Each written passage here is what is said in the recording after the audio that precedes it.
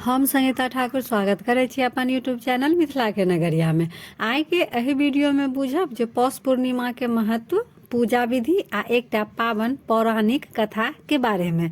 हिंदू पंचांग के अनुसार पौष पूर्णिमा के पूर्णिमा तिथि पौष पूर्णिमा कहल जाय अछि। एहि के दिन विशेष रूप से भगवान विष्णु, सूर्यदेव आ माता लक्ष्मी के पूजा के महत्व अछि। एहि दिन स्नान, दान, जप, तप आ सत्य आचरण से विशेष पुण्य प्राप्त होइत अछि। एहि के दिन माघ स्नान के शुभ आरंभ सेहो मानल जाय अछि। जे कियो आइ के दिन गंगा स्नान नहीं कर सकै छी त घरे पर स्वच्छ जल में गंगा जल मिलाकर स्नान कर सकै छी। पौष पूर्णिमा के दिन पूजा बहुत सरल विधि से क भगवान विष्णु आ माता लक्ष्मी के कृपा प्राप्त कर सकै छी।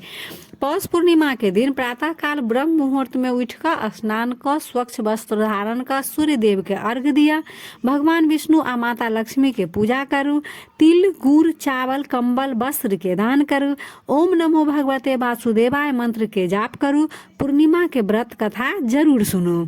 अब पूर्णिमा व्रत के पौराणिक कथा से सुनो।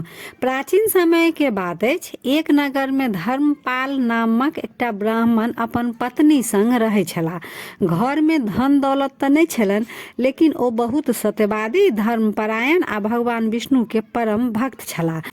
धर्मपाल प्रतिदिन प्रभु के नाम जपैत रहैत छलखिन, पर कतेक बेर एहनो दिन अबै छलै जे ओ भूखले रहै छलखिन, हुनका अन्न नहीं रहै छलनि घर में, ओ खाना नहीं खाइ छलखिन। तैयो ओ अधर्म के रास्ता नहीं अपनेलनि। पौष मास के समय कड़ाका के ठंड पड़ैत छलै। पूरा नगर कुहासा आ शीतलहर से ढकल छल। लोक कंबल ओढ़ि कऽ घर में पड़ल रहै छलखिन। ओहि वर्ष पौष पूर्णिमा के पावन दिन आयल। धर्मपाल के बुझल छलनि जे एहि दिन दान स्नान करे से जन्म जन्मांतर के पाप नष्ट होइत अछि, लेकिन ओ अन्न के बिना बहुत कमजोर छलाह। नदी तक जाय में हुनका शक्ति नहीं छलनि देह में। ओ मोने मोन बहुत दुखी भेला आ भगवान विष्णु से प्रार्थना केलनि, हे प्रभु, मन में आस्था अछि लेकिन शरीर साथ नहीं दऽ रहल अछि। अगर अहाँ हमर सच्चा भक्ति देखै छी तऽ हमर भावना स्वीकार करू।